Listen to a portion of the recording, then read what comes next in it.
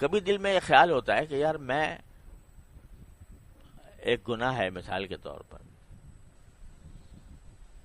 تو میں کوشش بھی کرتا ہوں، توبہ بھی کرتا ہوں، اور توبہ کے وقت میں دعا بھی مانگتا ہوں، یا اللہ آئندہ نہ ہو مجھ سے یہ حرکت، اس کے باوجود ہو جاتا ہے۔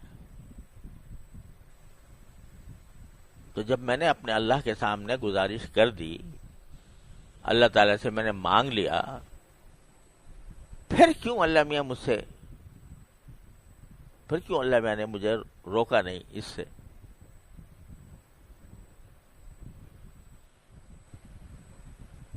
اللہ تعالیٰ کی حکمت اور مشیت تو وہی جانتے ہیں، ہم اور آپ کہاں تک اس کی حکمت اور مشیتوں کو سمجھنے کی کوشش کریں گے؟ لیکن اللہ جل جلالہ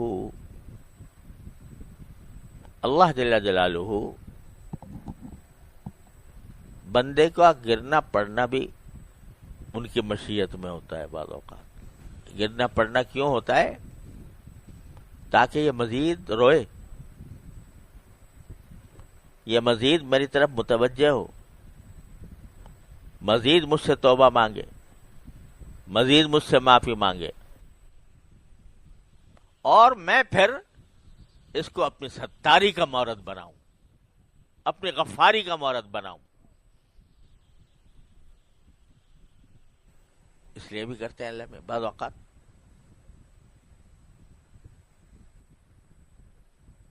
اس لیے دیکھو، ایک اللہ تعالیٰ معاف کرے، ایک چیز ہوتی ہے استدراج، اللہ تعالیٰ ہر مسلمان کو اس سے محفوظ رکھے۔ استدراج کیا ہے؟ کہ آدمی گناہ میں مبتلا ہے، گناہ میں کیا جا رہا ہے، اور اللہ میں ڈھیل دے رہے ہیں، اچھا بھائی اور کر۔ تو اللہ بچائے، جو غفلت کے ساتھ ہوتا ہے یہ استدراج ہے، بڑی خطرناک چیز ہے۔ اللہ تعالیٰ ڈھیل دے رہے ہو کسی کو، اس کی علامت یہ ہے استدراج کی کہ ایسے آدمی کے دل میں فکر ہوتی ہی نہیں، اس کو نہ ندامت ہوتی ہے، نہ فکر ہوتی ہے کہ میں کیوں کر رہا ہوں، وہ تو سینہ تان کے کر رہا ہوتا ہے گناہ، اعوذ باللہ۔ وہ تو ہے بڑی خطرناک چیز۔ اور ایک وہ ہے جو گناہ تو کر رہا ہے بیچارہ، لیکن شرمندگی کے ساتھ، عاجزی، اللہ تعالی کے سامنے عاجزی ظاہر کرتا ہے، روتا ہے، گڑ گڑاتا ہے، یا اللہ مجھ سے یہ ہو گیا، مجھے بچا لے اس سے،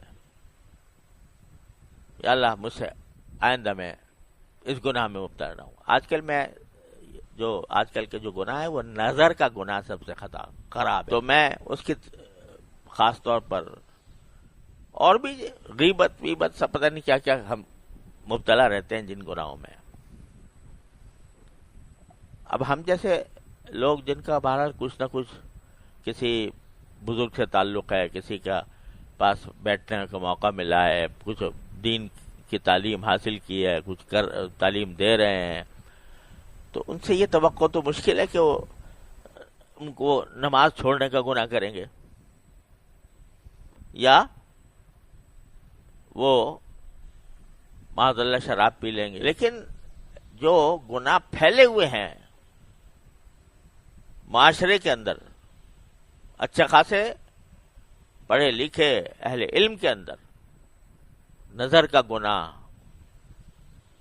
کان کا گناہ، غیبت کا سننا، زبان کا گناہ کہ زبان بے تکان چل رہی ہے، یہ سوچے بغیر کہ میں سچ بول رہا ہوں یا جھوٹ بول رہا ہوں، میں مبالغہ اتنا کر رہا ہوں کہ وہ جھوٹ کی حد تک پہنچ رہا ہے، غیبت کر رہا ہوں کسی کی، کسی پر بہتان لگا رہا ہوں، کسی پر الزام لگا رہا ہوں، کسی کی دل آزاری کر رہا ہوں، یہ گناہ عام ہے ہم سب میں۔ تو پہلے تو اس کا احساس ہونا چاہیے کہ یہ گناہ ہے، اور احساس ہونے کے بعد شرمندگی ہونی چاہیے۔ غیبت کر لی اور شرمندگی کوئی نہیں، اللہ بچائے۔ جب کیے جا رہے ہیں اور کوئی شرمندگی بھی نہیں، اس سے توبہ کرنے کا دھیان بھی نہیں، تو بھئی یہ خطرناک معاملہ ہے۔ لیکن اگر ہو گئی، مجلس میں بیٹھے تھے، وہاں پر کوئی کلمہ غیبت کا نکل گیا، بعد میں احساس ہوا کہ یا اللہ مجھ سے غلطی ہو گئی، توبہ کر لی۔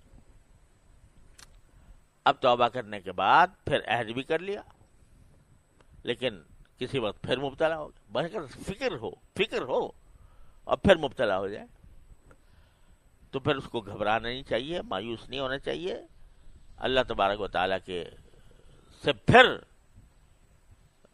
توبہ کی طرف متوجہ ہو۔ بازا ہرنچ ہستی بازا،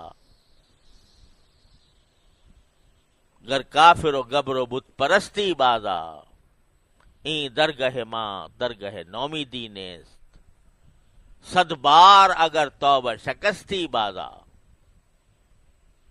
100 بار بھی توبہ توڑی ہو آ جاؤ میرے پاس۔ تو جب بندہ میں یہ نہیں کہہ رہا کہ بھئی یہ کوئی اچھی بات ہے کہ ایک مرتبہ توبہ کرے اور آدمی پھر اس کو توڑے، نہیں، کوشش تو پوری کرنی ہے، لیکن کسی وقت نفس سے مجبور ہو کر، شیطان کے دھوکے میں آ کر مبتلا ہو گیا تو پھر مایوس نہ ہو، پھر لوٹ جائے اسی کی طرف۔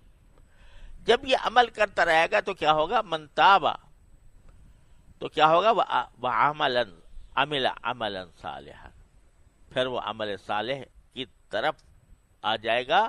کیا مانا کہ اس کے بیشتر اعمال صالح، اور جب یہ ہوگا اور اللہ تبارک و تعالیٰ پھر اس کو طاقت دیں گے کہ بالکل وہ گناہ چھوٹ جائے، فَإِنَّهُ يَتُوبُ إِلَى اللَّهِ مَتَابًا، تو وہ لوٹ آتا ہے اللہ کی طرف، ٹھیک لوٹ آنا۔